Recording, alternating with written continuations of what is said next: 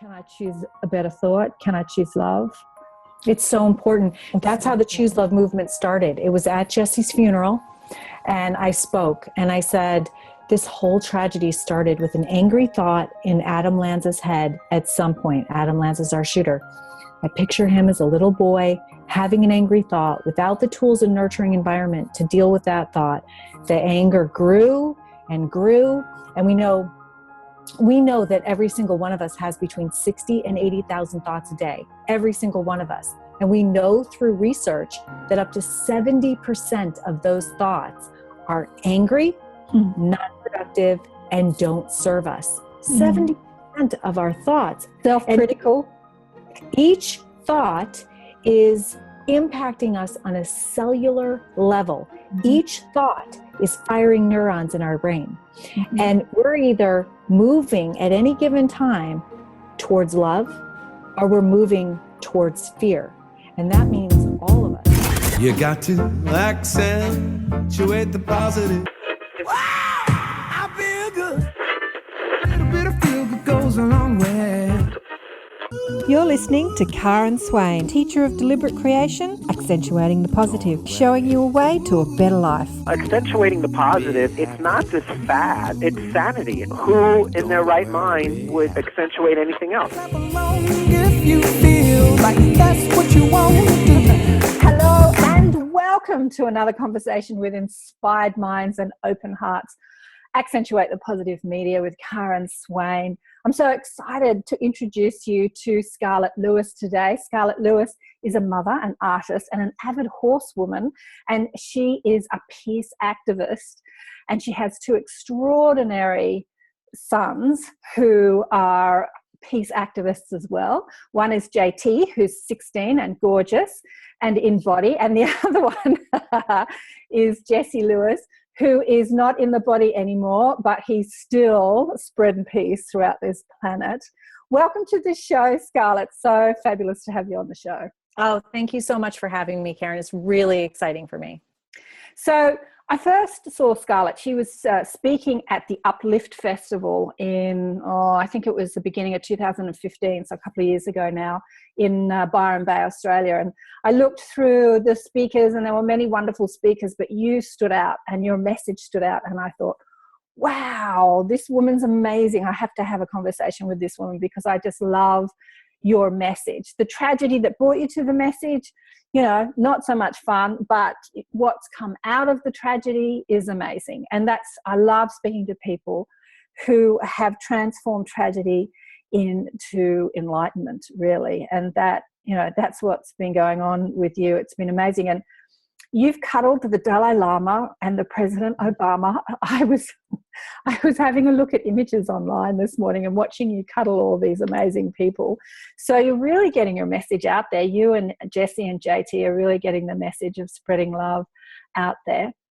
I don't want to go too much into what happened, but we'll just cover it for those people that haven't met you before. So we'll just go over your story with Jesse, and for people who want to hear about it in more detail, they can obviously get the book and read about it. And there's interviews all over the internet sharing what happened in a more detail, but we'll just go over it in brief and tell us what happened to make Jesse leave his little body. Yes, on December 14th, 2012, an angry young man, actually a former student of Sandy Hook Elementary, shot his way through the glass doors of that elementary school and proceeded to gun down 20 first graders in 2 first grade classrooms and 6 teachers and administrators in one of the worst mass shootings in U.S. history. Wow. And I've heard you say that Jesse, and I was talking about this with another person I talked to, I had a conversation with for ATP Media the other day. We were talking about star children, and we were talking about the children on our planet who are here to spread a message of love, and they're coming in all forms. We were talking about star children, kids that are reconnected to having lifetimes in other dimensions and on other planets, and how they have a different understanding than humans do about connection and love. And I was saying to her that Jesse was just one of those star children. He was such a ball of light that even at the moment of his death, he wasn't scared. he didn't run from the shoe. So he actually told his classmates to run, and then he went to be by the side of his teacher. Do you want to tell us about that? Yeah. So the police report says that Jesse stood his ground in front of the shooter and directed his friends to run. And he was instrumental in saving 9 of his classmates' lives before losing his own. He died very close to his teacher. So we're thinking that he stayed to defend his teacher. Yeah. So I think that probably he wasn't afraid of death. Do you think he was not afraid of death? You know what I think about in that moment when that school was a war zone, right? Because the guy had a semi-automatic weapon, rapid fire, everybody's scattered and scared. For Jesse to do what he did, for Jesse to stand his ground, he died facing the shooter. And to have, sometimes when we're in this, fight or flight, it actually, if you understand what happens to the brain, it actually cuts off your logic and reasoning part of your brain, and you just run. And so for him to be thinking at that point and standing his ground and then calling for his friends, this logical, rational thought to call to his friends to run, it gives me comfort, because I think that he was able to overcome his fear and be very courageous in that moment, and actually to do the ultimate act of courage, which is to lay down your life for your friends.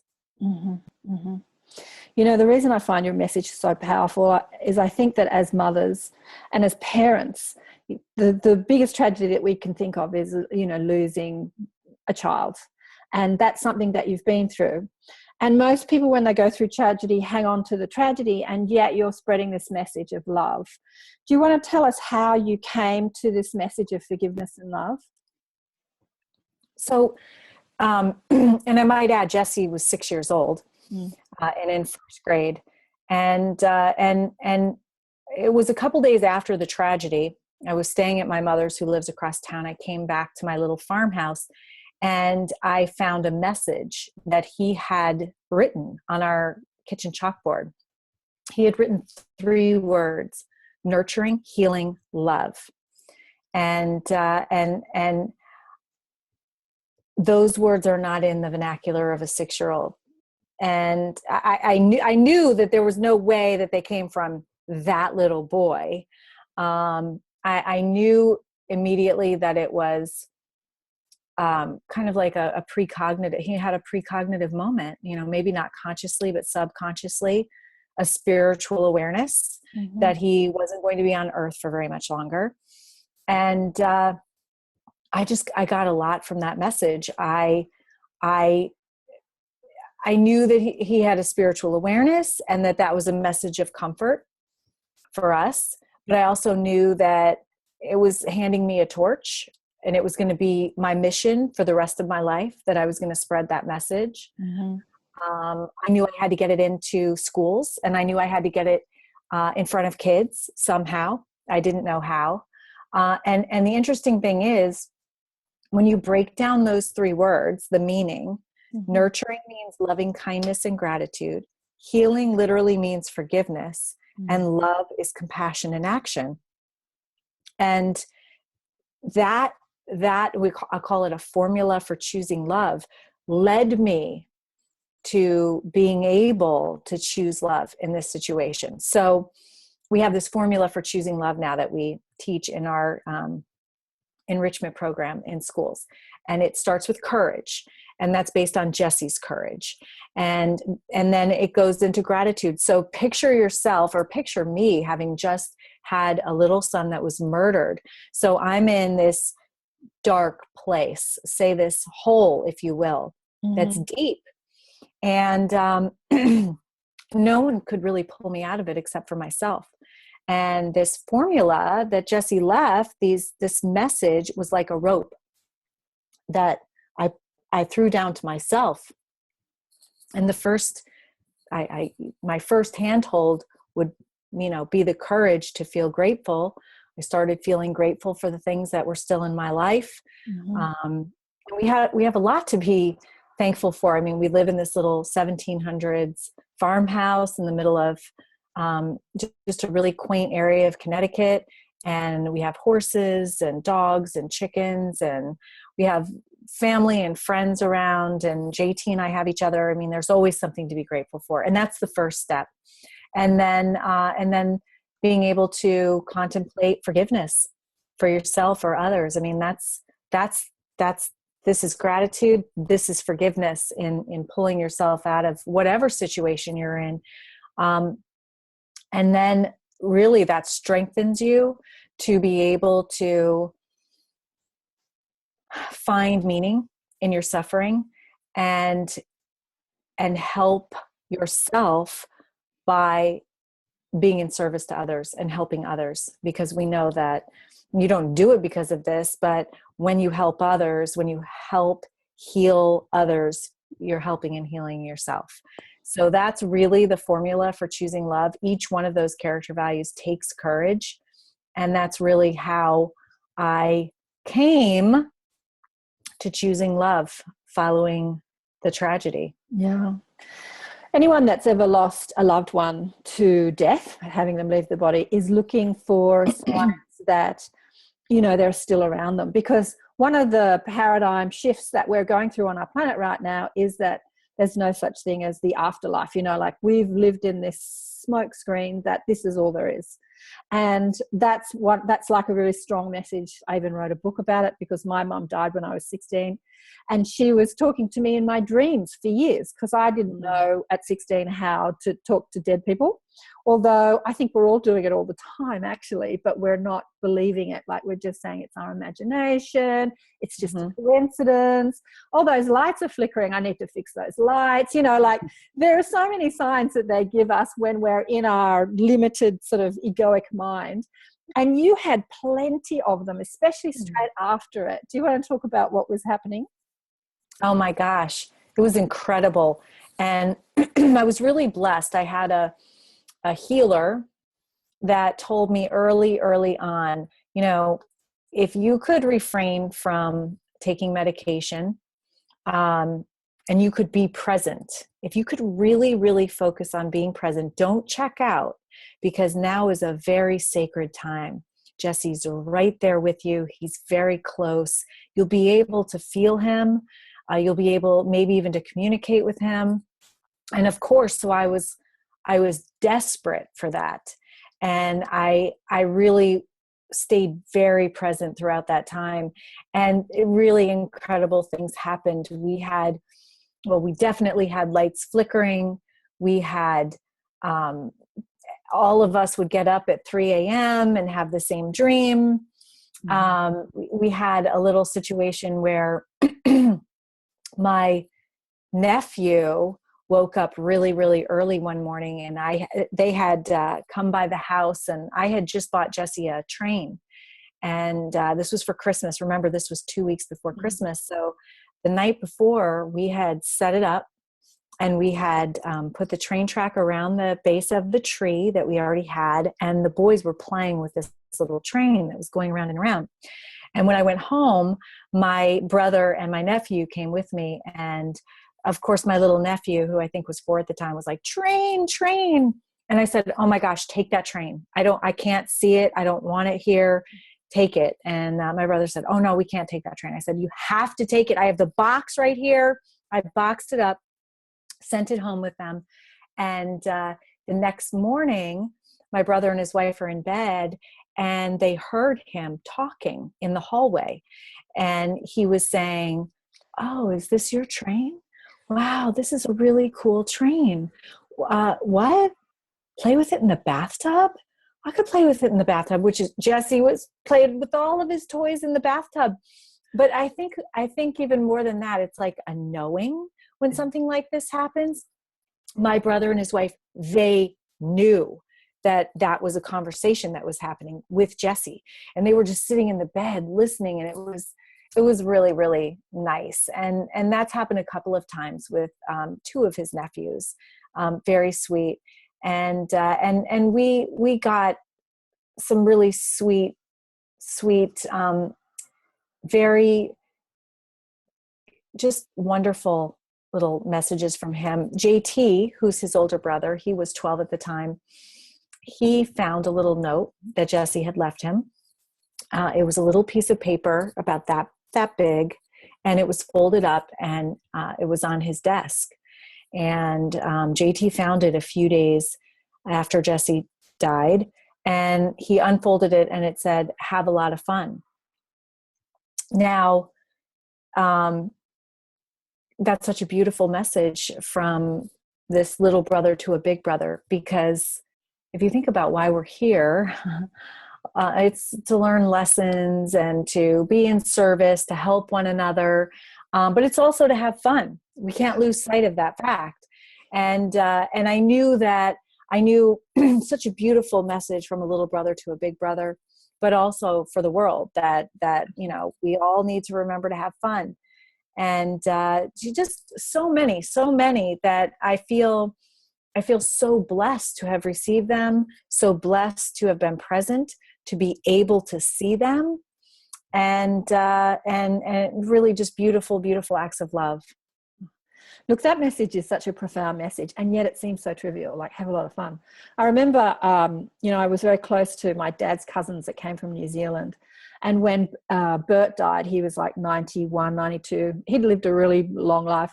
His message was, have fun. I did, like that was the message. And I remember thinking, do I stand up in his funeral and tell the congregations that he's talking to me in spirit? Like, do I go there? And I went, no, I didn't go there. But really, because that seems like a trivial message and people can go, oh yeah, you can pass it off. But there's so much, it's so profound, because that energy of fun, that energy of excitement, of joy, is the energy that actually changes the world. It's like, it's not our anger or our depression or our sadness or even our, being, what's the word I'm looking for? Oh, I can't think of it. Being serious. It's not our seriousness either. It's our joy and fun and love. And that's who children are. And yet we dismiss that as just being a child. But that's a profound spiritual teacher right there. It's been profound for me. I mean, I know in my own life, I'll be living life over the past 4 years. And I know sometimes I forget. Yeah. And I don't even realize that I'm not having fun. And I'll have a little bird on my shoulder, really like literally whispering, "You're supposed to be having fun." Yeah. And I go, yeah. And it's like a light bulb. It is literally like a switch. And I just turn it on. I just turn on the fun. And it is a choice. And I say, yeah, I'm going to start having a lot of fun. It doesn't matter what I'm doing. But if I'm in front of a crowd and I'm talking, and I'll have this little moment where I have this little voice that says, "You're supposed to be having a lot of fun." And oh my gosh, it totally changes my whole demeanor. And I remember, wait a minute, this is supposed to be fun. It really is. It really is nurturing, healing love. We're here to give and receive love. It's a basic need, as basic as food and water, right? Really important message. Those 3 words together, really important. They lead us to choosing love, but having a lot of fun is also very important.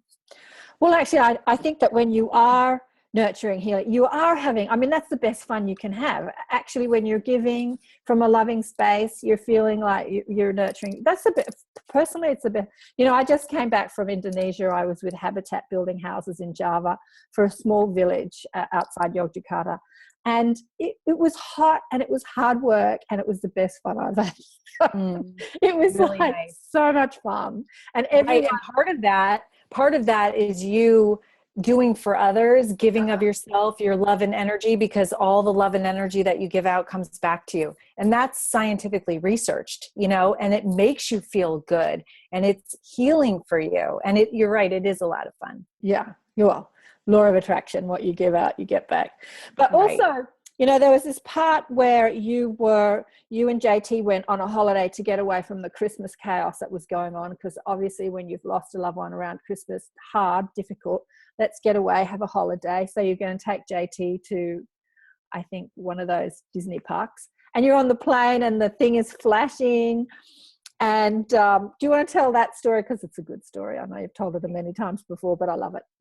It is a really good story. So because the tragedy was 2 weeks before Christmas, and then Christmas Day, you can imagine I had already done my Christmas shopping, and I'm at my mom's house, and all three of my brothers were there, and they all have little kids. And so all the kids are running around, and, you know, the kids aren't thinking about it. They're thinking about the fact that it's Christmas, and they're having fun. You know, my brothers and their wives, they're busy with their kids. And it was just like so difficult for me. And I know JT felt the loss too.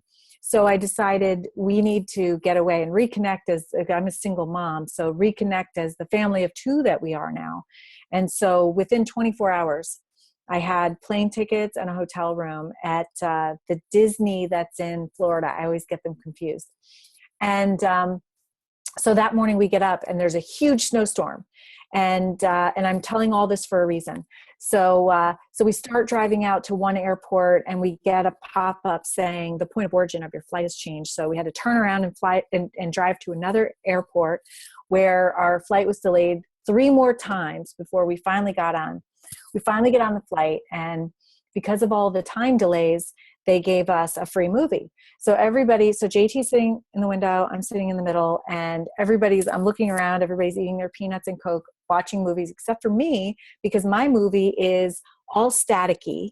And then it would go down 20 channels to a song that was playing for me. In fact, so much so that I grabbed my phone and I was writing down every word in my notes because I knew that it was a message for me. And eventually JT looked over and he said, "Jessie?" And I said, "I think so, you know?" So anyway, we landed, and this was 2 weeks in. So I really hadn't spoken to very many people, even friends. And so I landed, and I did have one friend that was checking on me, and she texted and said, "How was the flight?" And I wrote back and I said, "This flight was amazing." I said, "Jesse was all over this flight. He was messing around with the electronics and sending me messages. It's just beautiful." Mm-hmm. And she said something that really struck me. She said, "Sometimes spirits linger so that they can make sure that you're going to be okay." Mm-hmm. And I immediately knew what I had to do. So I didn't say anything to JT because it was our fun healing trip. We got off the plane, we got our bags, and I said to JT, "Can you watch the bags for a minute? I'm going to run to the bathroom, and then we're going to go." So I went into the bathroom. I went into a stall. I shut the stall door, and I just started bawling hysterically. And I said, "Jesse, if you're lingering to see if JT and I are going to be okay, we're going to be fine.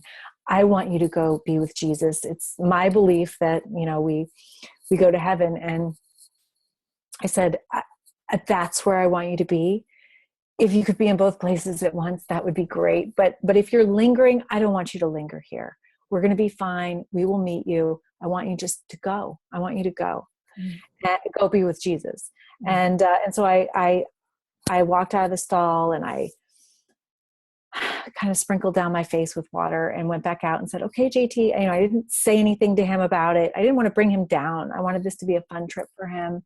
I was trying to get things back to normal. And so we rented our car, and we're driving out of the Orlando airport driveway, whatever, the long entrance. And we make a right onto that highway there.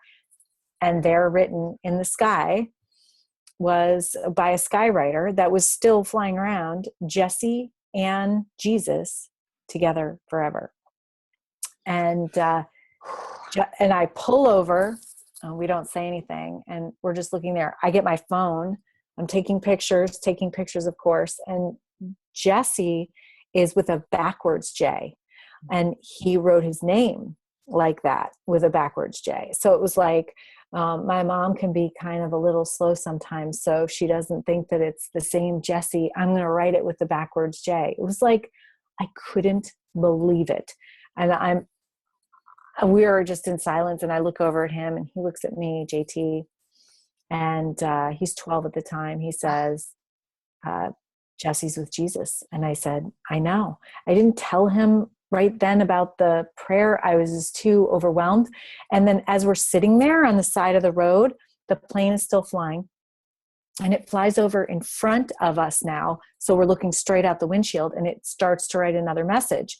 And I said to JT, we have to stay here to see this message, because this message is for us. And he said, I know.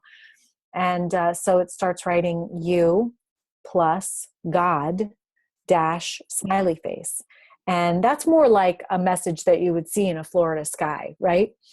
And I said, we have to stay close to God to be happy. And he said, yeah. So, and then he wanted to go to Disney World, of course. He was tired of the skywriting. But that's given a lot of people a lot of hope. Yeah. And comforted a lot of people. And that was so comforting to me, because I knew that was an answer to my prayer. I knew it was. No one knew. Very few people on earth knew that we were in Florida. Yeah. But no one knew that I was going to get off that plane, go into the bathroom, say that prayer, drive out, and see that message that was a direct answer to my prayer. And what I interpreted that as is Jesse saying, Mom, I am with Jesus. Mm-hmm. And I am here listening to your prayer too. Like, you wanted me to be in both places, and I can be. Yeah. And it's really, really helped me. It's really just so beautiful. The journey of death is such an expansive journey. You know, my journey started when I was 16. I'm an old lady now, not that old, but all getting there. And so I've been looking into who we are as multidimensional, but who are we when we're not? And it's taken me on so many amazing places. And yeah, and he was giving you, you know, I think that you only start to look at it when you've had that death close to you. And these ideas that, these ideas that, like that friend said to you, you know, spirits linger. That kind of made me a bit frustrated when I first heard that, and thought, you know, well-meaning friend, but to a sort of a grieving mind, it creates this stress. But at the same time, it created a prayer that created that experience. So it's all good. Yeah, that's true. And because who we are as non-physical beings is dimensional and omnipresent, and we can't be, you can't, because you're talking to Jesse and maybe millions of people across the world are talking to Jesse, he can answer us all at the same time. He's like, when you're not physical anymore, you're much bigger than it being in the physical body. And, it reminds me of, I saw a medium having a conversation with Jesus in the afterlife, and she asked him a question of, have you been incarnate on earth before? And he said, yeah, many times. And she said, could you share one of those lives? And he said, well, I came in as a sick child and I died young. And she said, why? And they said, in 1962. And he said, well, because, death of a child creates so much awareness and brings so many people together in love that it really does spread this message of love. And that was my intention in that lifetime. And I just hear that same intention with Jesse. I'm kind of thinking Jesse and Jesus are one, really. Like that. Well, it's so interesting. Somebody made that comment to me. Why does it take a tragedy for everyone to coalesce and to come together and to do these incredible acts of kindness, mm-hmm. and for things to change? And I know personally, it took a tragedy in my life. It took the vicious murder of my son for me to start living my life in service, because I think when you've had such a terrible loss, you realize that's the only way, that you realize that's why we're all here. And that's the only way you can live your life. And by the way, that's a huge blessing. And that is a tremendous life lesson that I feel so blessed to have learned. I didn't know that 4 years ago, that we're all here just to help one another, but I know it now. And living your life like that is such a beautiful thing. Mm-hmm. But it took, for me, a tragedy. And I know I wouldn't be spreading this message of nurturing, healing, love because I wouldn't have had it. But also I wouldn't be doing that. You know, I would be living my relatively fear-based life like I was before. And not consciously choosing love in every action. It's not that I always do. I'm human, but I try to consciously choose love because I know that everything boils down to two fundamental elements, fear and love. And I had this incredible experience at my mom's house right after Jesse died, where I'm feeling, as you can imagine, so bad that I thought I was going to die myself. I thought I was going to dissolve into dirt. And I remember looking at my skin like in wonder, like I haven't dissolved yet. I mean, that's how bad I felt. But at one point I felt this elation, this incredible good feeling, like joy. And I thought, that's such a dichotomy. How can I be feeling this joy, but I'm feeling this during this time? It was like almost mind blowing. And then I realized, oh my gosh, for the first time in my life, I'm completely devoid of fear. I have no fear. I am not afraid to die. And I experienced every parent's worst nightmare. I'm living it. I have nothing to fear right now. And it was such a good feeling. And then I had like this life review all at once. I was shown or I saw all of my choices that I'd made, like the major choices in my life, going back all the way. And I realized they'd all been made in fear, all of them, all of my relationships, all of my job decisions, made in fear. At the same time, I had complete compassion for myself. There was no judgment. I knew why I made those decisions, and I felt compassion for myself. But I also knew that if I had been able to make those choices in love, based in love and not fear, that it would have not only benefited me, but it would have benefited the world.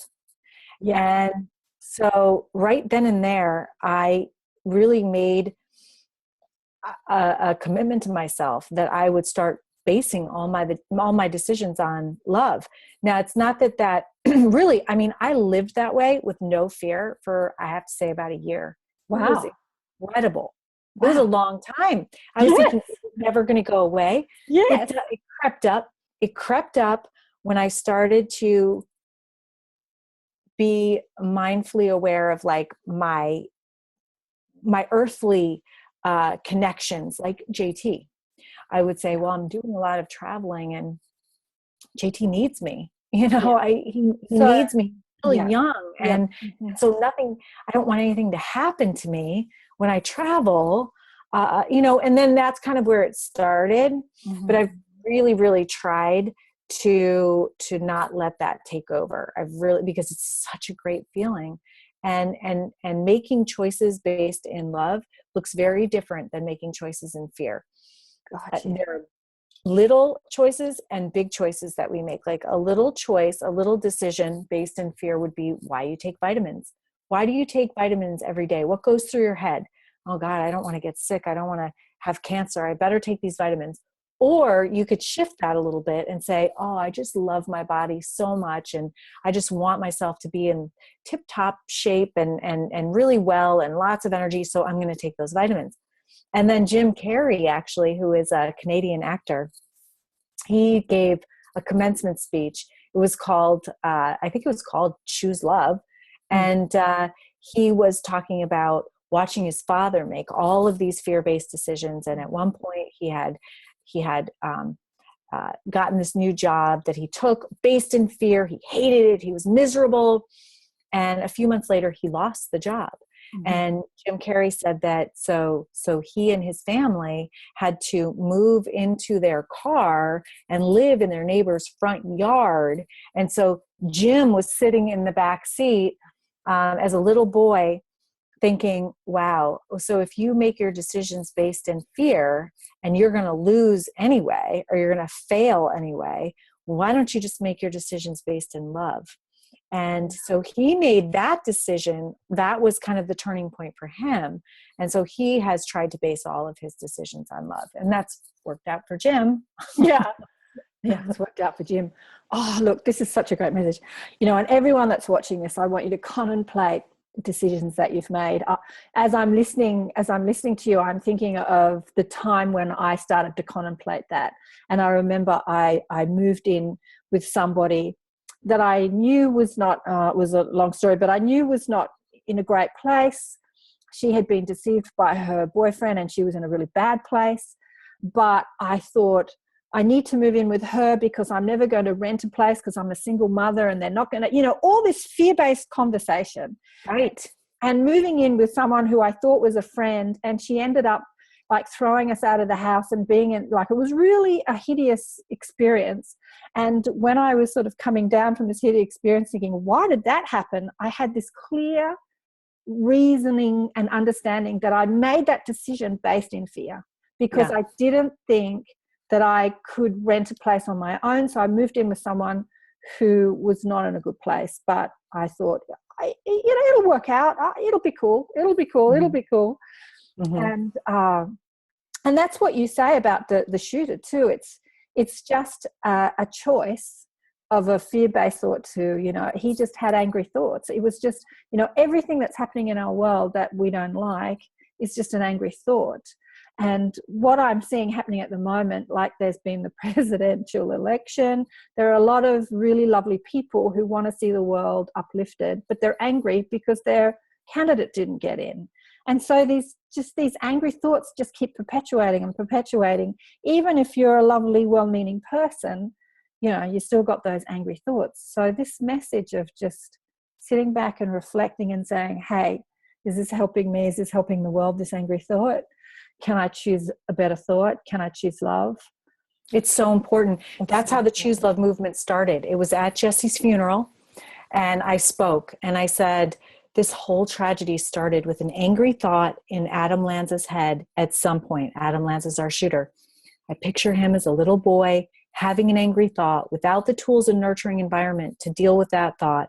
The anger grew and grew, and we know that every single one of us has between 60 and 80,000 thoughts a day, every single one of us. And we know through research that up to 70% of those thoughts are angry, non-productive, and don't serve us. 70% of our thoughts. Self-critical.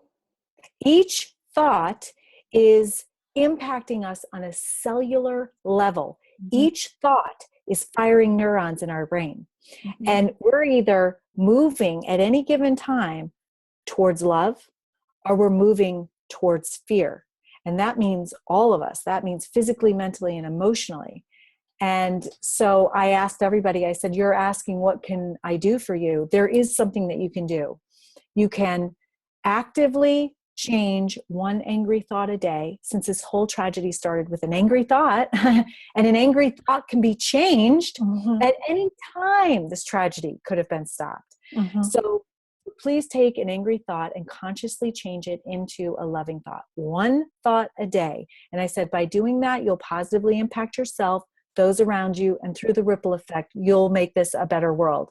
And oh my gosh, the feedback I got back from that about a week later, people writing from all over saying that one little action every day changed their life, that they had never thought about what they thought about. And when they did, they realized that that was true, and that they never realized that they could change, that they had control over their thoughts. And so it's such a beautiful movement that, you know, this is the Choose Love movement. It's choosing love over anger, and we can do it.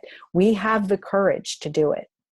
Look, there's so many reasons to choose love, because everybody has desires and wants and needs, and they think in the having of whatever you want, whether it's money or love or health, or whether you want your dead loved one to come back. You think that in the having of the thing that you want, you'll feel good. Like, it's all based on how I feel. If I get that, I'll feel good. And what you're saying in your movement, and what I say, what I teach too, is feeling good's up to you right here, right now, by the choice of thought. Like that's Absolutely. where the feeling, you know, the lover doesn't have to come back, or the money doesn't have to be in the bank account, or you don't even need the health in the body to feel good. But because you can choose a thought that feels better than an angry thought or a frustrated thought or a depressed thought. And in choosing that thought, you'll feel better. And then you can choose a better thought and a better thought. Because I know that from an angry thought to a loving thought is a bit of a quantum leap. It might take a few different thoughts in between. You know, it might take a bit of a journey, an emotional journey. Well, and how do you start that? You say, oh, I can't do that. I'm going through something right now. Exactly. One of my really good friends was had worked for a company for 25 years, and she's being pushed out of her job. And so I said, you know what? You know how you start? This is how everybody's got to start. You got to start with gratitude, right? Yeah. You got to make that list. 3 items you're grateful for every day. And she did it. So I know she was in a really bad place because she actually texted me that night with 3 things that she was grateful for. Yeah. And you know what? That act changes the wiring in your brain. And it does give you, it gives you the energy to be able to contemplate forgiveness for yourself or others if you have to, and eventually step outside of this busy bubble that we're all in. We all have our lives and our friends and our family and our jobs and our goings on, and we're all really busy. And it actually takes courage to step outside of that bubble. Whatever's going, but I'm going through it, but I'm going through such a hard time. If you could turn from what's going on in your life and look at somebody else's and help them, then that is so healing for yourself. And it seems almost counterintuitive, but I can tell you it works, because that's what I've done. I've looked outside of my own suffering and pain and just started living my life in service. And I realized I have to do that. And by the way, JT, who's now 16, he did that too. And as a child, I think he was more aware instinctively, because children are wired for compassion, that was how he could heal himself. JT doesn't do therapy. His therapy is being in service to others. He started an organization called newtownhelpsrwanda.org, and he's helped kids all over the world. And he continues to do that 4 years later. Why? Because helping others is helping himself. Yeah, but absolutely. He doesn't do it because of that, but that's what it makes him feel good. That's what's happening. I want to get into that story because that's a great story too, but I wanted to say something about that.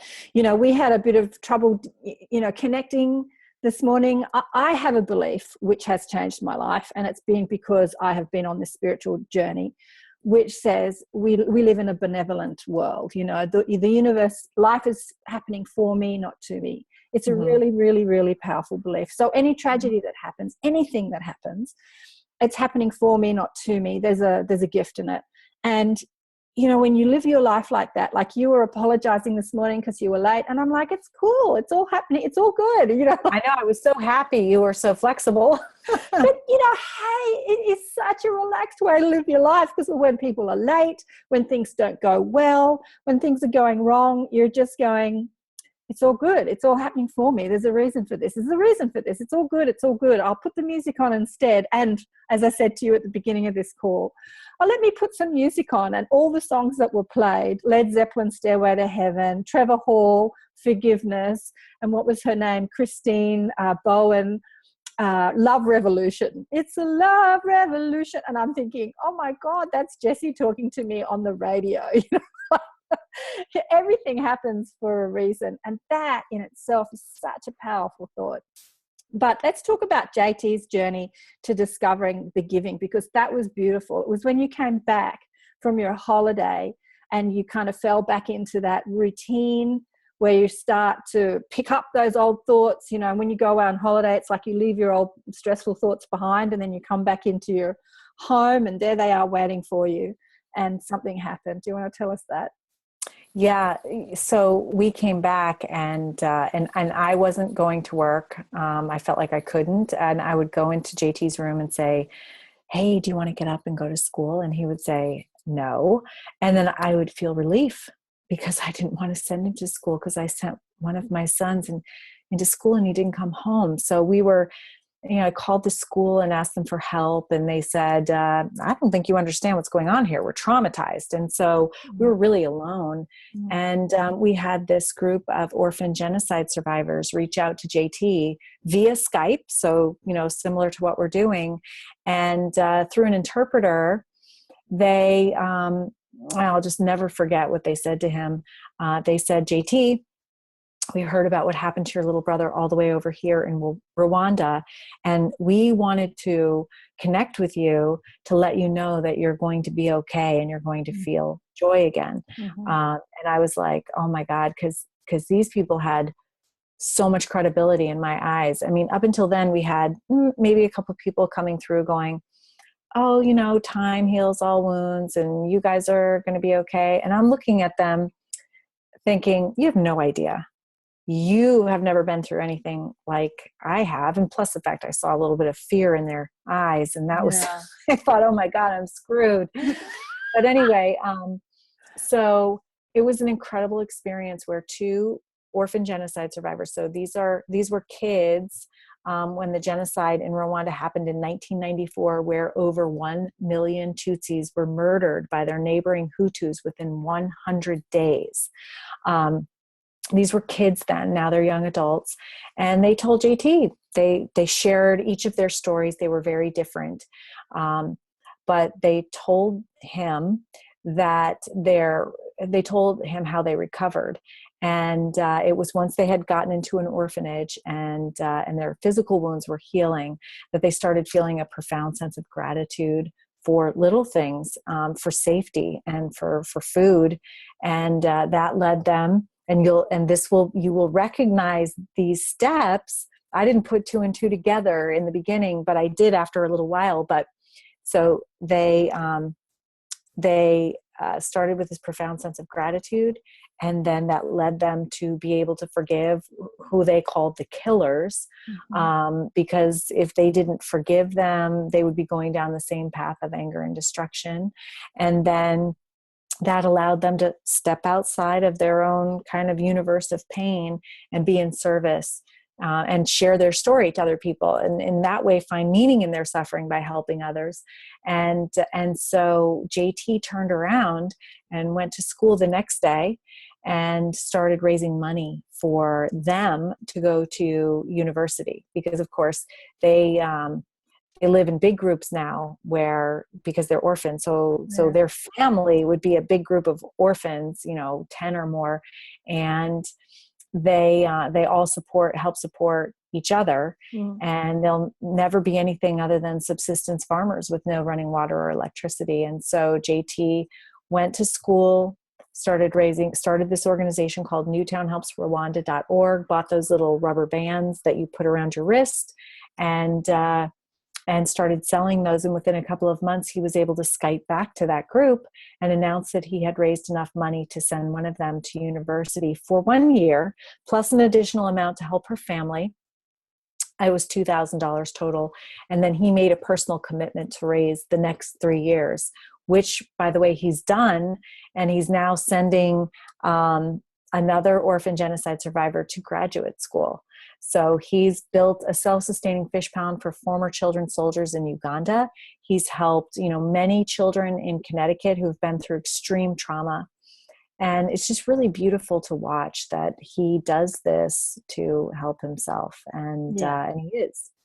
Yeah, I know. It's giving is living. That's it. It's true. And there's so much. It's not just like a theory or a concept that we're talking about. This is hardcore science now. There's science behind giving, and the physical, mental, and emotional benefits that we get. The way our brain starts to release these good neurochemicals that feel good, and how it creates confidence and self-esteem, and how I think it even elongates our life. Science has even shown that when you give, you have a 22% reduction in mortality. I know this because I have slides with all the science behind every single character value in the Choose Love formula. Because there's just so much science. It's no longer like choose love, dude, right? Somebody said that to me the other day at a picnic because I had my shirt on and he's like, choose love. And I was like, no way. Maybe in the 60s it was choose love like that. Yeah. But now there's science behind all of it. And there's so much benefit for us for doing it. I mean, physically, mentally, and emotionally. Yeah. It's so funny that the science behind it, because I've listened to many, teachers talk about the science behind it. And the thought I just keep having is, okay, so all this science explains why you want to feel good, but we want to feel good because we want to feel good. It's like, end of story. It's like, you want to feel good? Choose love. Everyone just wants to feel good. Everyone just wants to feel good. Yeah. It's like science or no science, or religion or no religion. I mean, whatever, or political party in, not political party in. You want to feel good. That's in your hands. That's your power. It is your power. And we're all connected as human beings in this need and want to love and be loved. It's what connects us all. It doesn't matter what perceived differences we think we have or we don't have. We're all connected through love, and it's our choice. And you can teach someone how to choose love, which is the really beautiful thing. It's what Jessie left us, this formula for choosing love. And that's the basis for our Choose Love Enrichment Program, which, by the way, is for schools. It's on our website, jessielewischooselove.org, and it's free.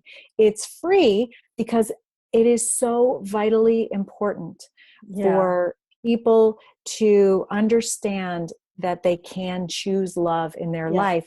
We see so much around us. A lot of what we see is lack of love, right? Or fear. And so can you imagine a world that chooses love? That's the world I want to live in. Yeah. We're getting there, and you're really helping. I tell you, your message is spreading. I love this program that you're doing in schools, because at the beginning of the year, I was talking to my guides and I said, what do you want me to do with my life? Because I get so pulled in so many different directions. I love doing this because I love spreading people's messages like this. I think that the media is such a powerful way to spread love. And, but there are other things I do. And they said, we want you to go and teach this in schools. And then I thought, I don't know how to do that, because I'm not connected to any schools. My daughter's long left school. So watching people like you do it, and then there's another guy in Australia who has a Million Smiles Network. He's doing something similar. Is so exciting for me, because I think I don't have to do it. Other people are doing it. Yeah, it's a big undertaking. It's huge. And you've got a campaign running too for people that want to see this too. Do you want to talk about that? Right. Yeah, we have a GoFundMe campaign. We're trying to raise $25,000. That is for us to be able to give this program away. We have a lot of educators that are working on it. It's pre-K through 12th grade, and it's very comprehensive. So it has social emotional learning. Now, there are decades of research behind social emotional learning that prove that it is the most proactive and preventative mental health initiative we have. So it enhances the school and classroom climate.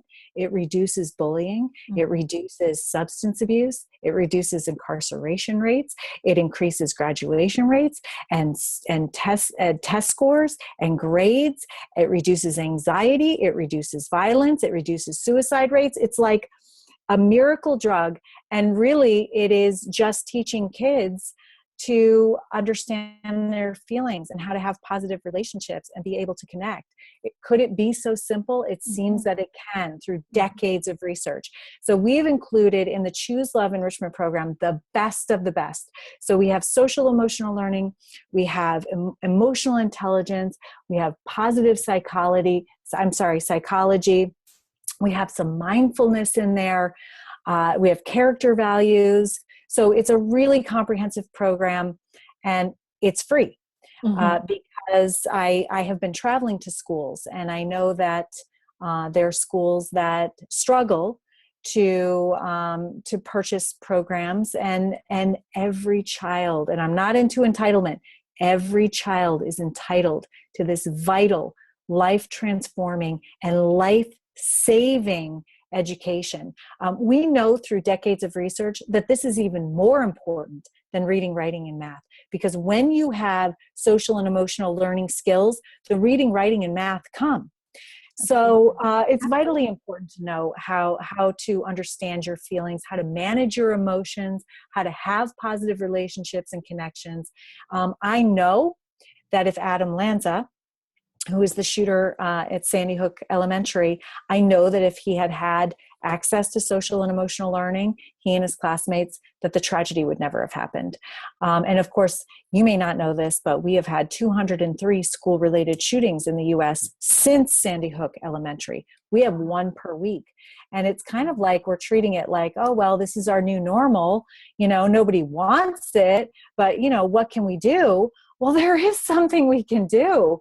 It's called social emotional learning. We know that would prevent this. And they're all preventable, all of them, every single one. So you hear passion in my voice. It's because I want to be part of the solution. I don't want anyone to suffer like I have suffered. I don't want a child to be hurt. Do you know that since we started tracking bullying in the United States in 2003, incidences have increased 21%. And we have 160,000 children per day staying home for fear of bullying. 1 in 10 students drops out because of bullying. Wow. Now, what's the antidote to bullying? It's teaching kids how to manage their emotions. It's, because the bullies from a point of pain, right? You don't have a little baby that's born a bully. Adam Lanza wasn't born a mass murderer. He was born, perfect as you can be. He was cultivated into what he became. So we have to understand, we have to be proactive and preventative. We can't look at the issue and focus on that. We can't tell kids this is what you can't do. I mean, a lot of what we teach in schools is anti-bullying. Those are mandated programs. We have drug awareness. We have suicide prevention. We have sex ed, and we focus on the negative aspects of sex. So basically, we're telling kids, look, this is what you can't do to feel good. Back to your point that we all just want to feel good. So the kids are going, okay, but what can I do to feel good? And you know what they do? They do all the things that you can't do. Like they rebel. They rebel. Like, what can I do to feel good? They rebel. Well, you're not giving them a positive option. That's it. How about choosing love? That's a positive option. And by the way, if you teach them that with the social emotional learning skills, you don't have to reactively focus on the issues because they won't be there. That's right. I know. Look, it is so important. And as a kid, I was like this dyslexic kid at school. I thought that, why did they teach us something that's actually going to serve me in my life? Like arithmetic and all this sort of stuff that we learn at school. How's that going to serve me in my life? So it's so important to get this in schools. But I'm thinking as you're talking, especially about kids get taught into negative behavior and into angry thoughts. I don't think anyone's born with an angry thought. I really don't. They pick it up. They pick it up from their parents' angry thoughts and their cultural angry thoughts. And, the society around them, television, media is such a huge way to pick up limiting thought forms. And so this program is kind of, rather than teaching them, it's teaching them out of it. It's teaching them how to get out of these angry thoughts and back to love. It's teaching them how to choose love. You can have angry thoughts, but it's teaching you how to choose love. I mean, I've been into prisons and they're just people in pain and they didn't know how to choose love. But once they're shown the way, they want to do it. Why? Because that's what connects us all. They're no different than me. They just didn't know how to choose love. They made mistakes. And now when I give them this formula, they want it. Of course they want it because it makes you feel good. Yeah. It's interesting. That was a tough audience. I saw that you and JT went into a prison and spoke to them. And you can watch that on your website too. On the front page of your website, you can see that as part of the YouTube video you've put up there. But there's an even tougher audience out there at the moment that, interestingly enough, is connected to religion. And, Googling you last night, I saw this negative stuff on the internet, and I'm scratching my head thinking, what is going on? And then a couple of thoughts hit me, was that you've been your message has gotten so far that I guess that when you are in the public eye in such a big way, you're bound to get negative stuff.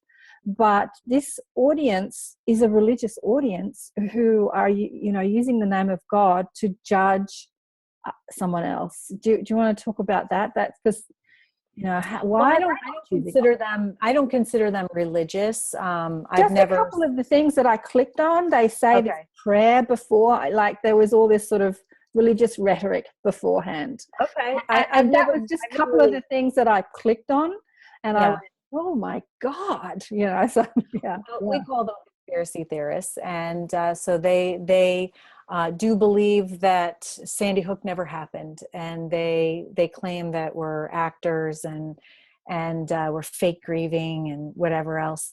And I have compassion for them, because they can't live. They can't live in a world. It's too fearful for them to live in a world where something like Sandy Hook could happen. And I mean, I've had some back and forth with one or two of them. I always offer my book, Nurturing Healing Love.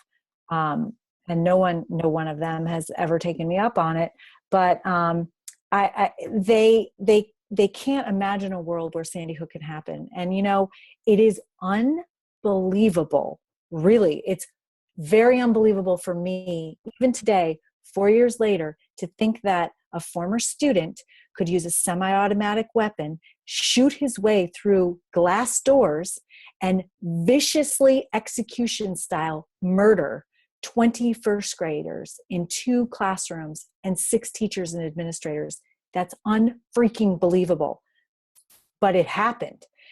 And we have to, we've had 203 since then. Those aren't all fake. You know what I mean? I wish they were, frankly. But when you deny reality, you can't be part of the solution. You're part of the problem. And you have to take responsibility really for what's happening in your world. I take my part of the responsibility for what happened on 12/14. Mm-hmm.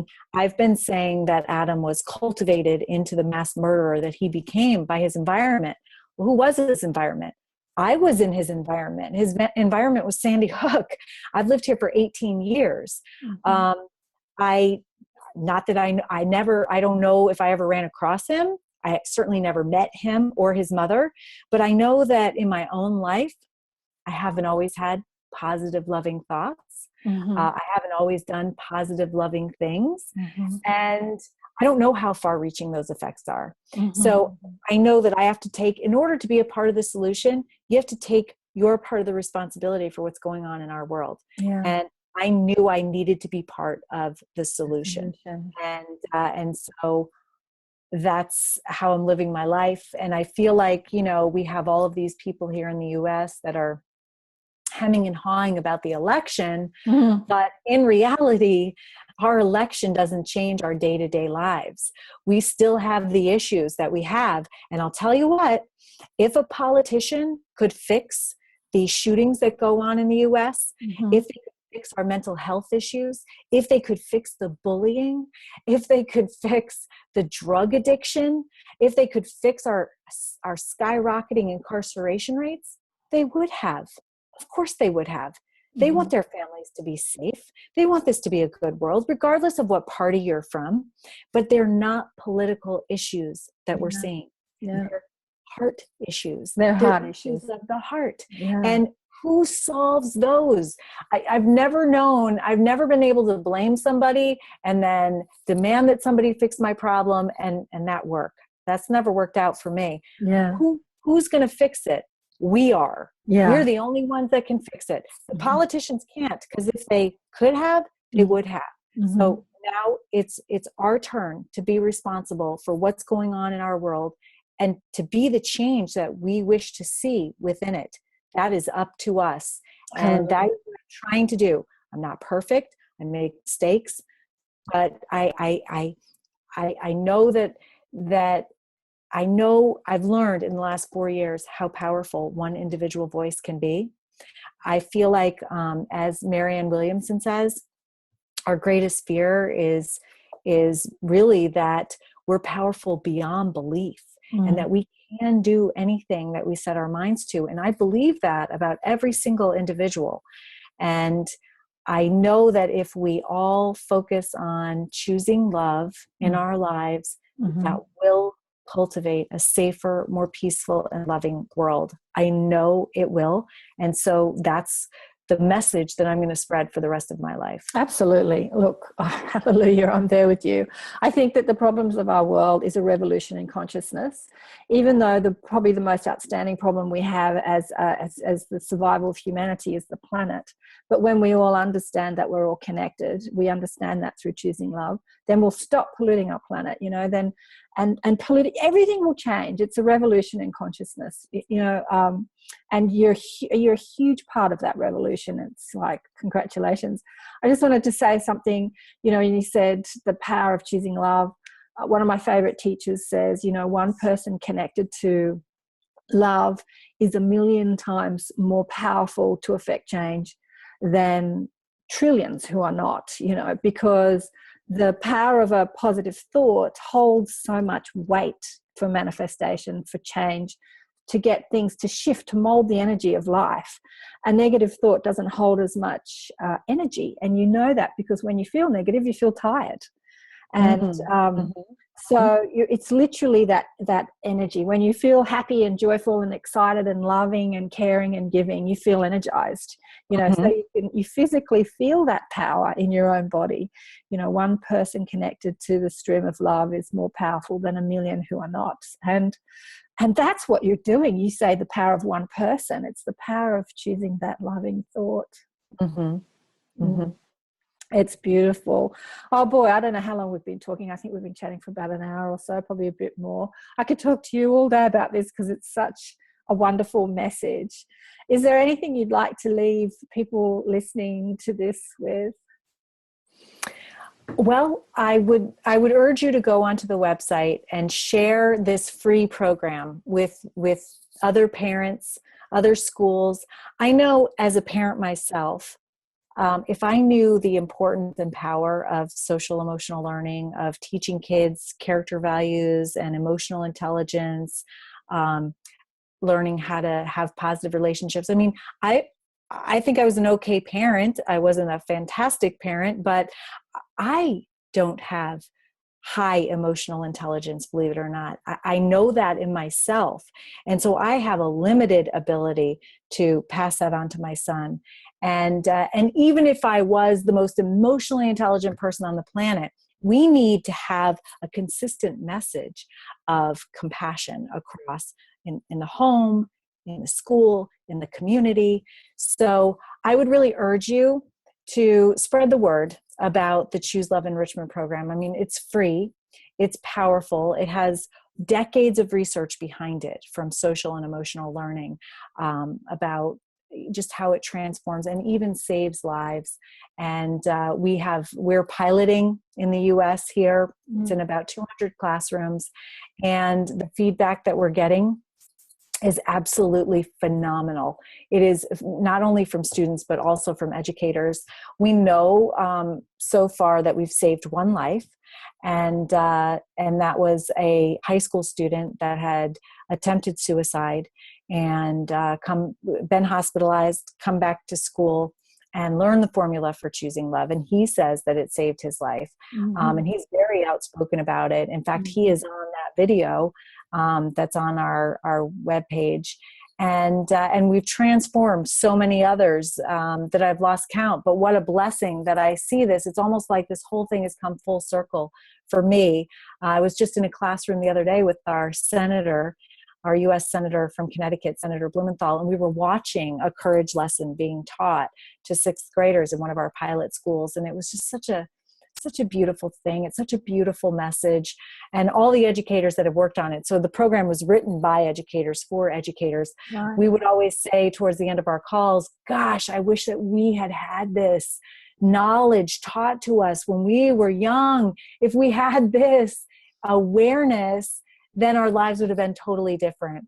But we can offer that to our children, and we're doing that, and it's free, it's online, and I just want to offer that to any school, any educator that understands the power of social emotional learning, wants to have it in their classroom. They're free to download the materials. There's free resources, free videos, and to experience the power of social emotional learning in their classroom. Mm-hmm, mm-hmm. Look, you said that you're not very good at emotional intelligence and you're only, one person and you're flawed. I love that about you, because you are this mom, I'm going to say that with an American accent, this mum, we say in Australia. Yeah. And like this, and you are affecting this change. And so for anyone out there that thinks I'm not good enough, I'm not educated enough, I'm not a spiritual teacher, I'm not a guru, I'm not the Dalai Lama, or whatever you think, I'm not psychic, it's just choosing love will change the world. Your power is in your choice. It's not in your education or your emotional intelligence or your, or your IQ. That's not where the power is. The power to change the world is choosing love. And that's yes, absolutely. And anyone can do it. And that's what you're doing. And being this sort of mom of a couple of, amazing beings is exactly how you're doing it. So thank you so much. If there's somebody that's out there that's thinking, well, I'm always angry and I've been angry my whole life and I'm frustrated and I'm going through a terrible time right now, so this isn't going to work for me. It sounds great, but it's not going to work for me. Mm-hmm. I'm telling you that through neuroplasticity, which is the ability of our brain to change. In fact, your brain, your listeners' brains have changed from listening to this broadcast. You're walking away with different wiring in your brain because you've been listening to this, okay? So that's happened over an hour. Choosing loving thoughts changes your brain. It changes the wiring in your brain through neuroplasticity. It's a beautiful thing. We know so much more about the brain over the last 10 years. Mm-hmm. So when you choose loving thoughts, you can actually create new neural connections that become highways, and you will be able to be a person that chooses love automatically after you've practiced for a while. It may be really hard in the beginning, right? And take effort. You know what? It's going to feel really good. So once you realize how good it feels, that's going to get you to do it some more. And then before you know it, you're going to be a person that chooses love, that other people look to for loving thoughts and loving guidance. Yeah. I have to say, my, work and interviews attract teachers, that people that are here to teach love in all different ways. And that's a great message for them. I just want to add one story. My daughter went through a really hard year, I call it the dark night of the soul, where she was just believing her stressful thoughts. And so I've been teaching this work for years, and she was rebelling against it, which was not great, because, you hit that, I don't want to listen to what my parent says anymore. I want to do it for myself. And that's where she was. And she had this sort of like, I have the right to be angry. It's kind of like, don't tell me to be happy. I have a right to be angry. And that was the energy I was feeling from her. It's like, don't tell me to be happy. Don't tell me to be loving. This is happening and I have a right to be angry. And that thought kept her in this dark place for so long. And I just kept reminding her that she can shift that. She can shift that. The more I reminded her, the more she pushed against me. And then it shifted. And I said, what changed? And she said, I just started to look at a lot more positive media and read a lot more positive things. And as you said, just listening to this conversation for an hour shifted. It just shifted. Just feeding that media diet, just feeding your brain positive stuff. And it shifted. And it was like, phew, for a mother, it was like, phew, especially for a mother who teaches this stuff. Because I felt like such a failure when my daughter was so angry at life, But now she's getting back to those loving thoughts. And a lot of it's happened through service. She's in service. Yeah, that's beautiful. And they're listening. I know JT listens to my interviews, and he's sitting in the other room. He says, I don't want to go listen to you talk because I hear you all day on the phone. And but you know what? He's listening, and your daughter's listening, and that is taking seed. It's planting the seed, and it's taking hold, and it is going to grow and germinate. Yeah. Scarlett Lewis, thank you so much for being on ATP Media today. It's been just Thank you. beautiful, and blessings for all the work you're doing.